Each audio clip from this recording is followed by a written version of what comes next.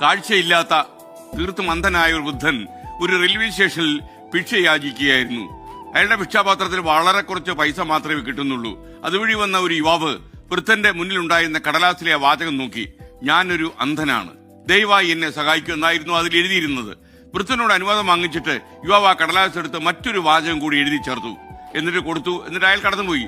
അതിനുശേഷം ആ വഴി കടന്നു വന്നവരെല്ലാം ആ പാത്രത്തിലേക്ക് പണമിടാൻ തുടങ്ങി. നിമിഷങ്ങൾക്കകം പാത്രം നിറഞ്ഞോ എന്ന് പറഞ്ഞാൽ അത്ഭുതമില്ലല്ലോ. കടലാസിൽ എന്തായിരിക്കും ഈ യുവാവ് എഴുതിയത്? വൃദ്ധൻ കൗതുകത്തോട് ആലോചിച്ചു. പക്ഷെ അന്ധനാണ്, അയാൾക്കത് കാണാൻ കഴിയില്ല. വന്നവരുടെ അയാൾ ചോദിച്ചു, എന്താണ് എഴുതിയിരിക്കുന്നത് എന്ന് ചോദിച്ചപ്പോൾ അവർ പറഞ്ഞു, ഈ ലോകം വളരെ മനോഹരമാണ്, പക്ഷെ എനിക്ക് മാത്രം അത് കാണാൻ കഴിയുന്നില്ല എന്നാണ് അയാൾ എഴുതിയിട്ട് പോയത്. ആ ചെറുപ്പക്കാരൻ തങ്ങളുടെ കാഴ്ച എന്ന അനുഗ്രഹത്തെക്കുറിച്ച് ഓരോ ആളിനെയും ഓർമ്മിപ്പിച്ച അയാളുടെ വാചകം ഓരോ ആളിന്റെയും മനസ്സലിയിച്ചു, അവരുടെ ഹൃദയം അലിഞ്ഞു. അതുകൊണ്ട് അവർ പണം പെട്ടെന്ന് അയാൾക്ക് നൽകി.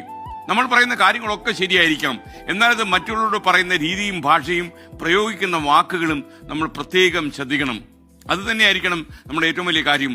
എന്ത് കാര്യവും നമുക്ക് മാന്യമായ ലാംഗ്വേജ് സൗഹൃദത്തോടെ പറയാൻ പറ്റും. അതേ കാര്യം തന്നെ നമുക്ക് അരോചകമായിട്ട് ആൾക്കാർ അലോസരപ്പെടുന്ന രീതിയിൽ, ചൊറിയുന്ന രീതിയിലും പറയാൻ കഴിയും. സമൂഹത്തിൽ ജീവിക്കുമ്പോൾ നമ്മുടെ പെരുമാറ്റവും നമ്മുടെ വാക്കുകളും അതിപ്രധാനമാണ്. കമ്മ്യൂണിക്കേഷൻ വളരെ പ്രധാനമാണ് എന്ന് പ്രത്യേകിച്ച് പറയേണ്ടതില്ലല്ലോ.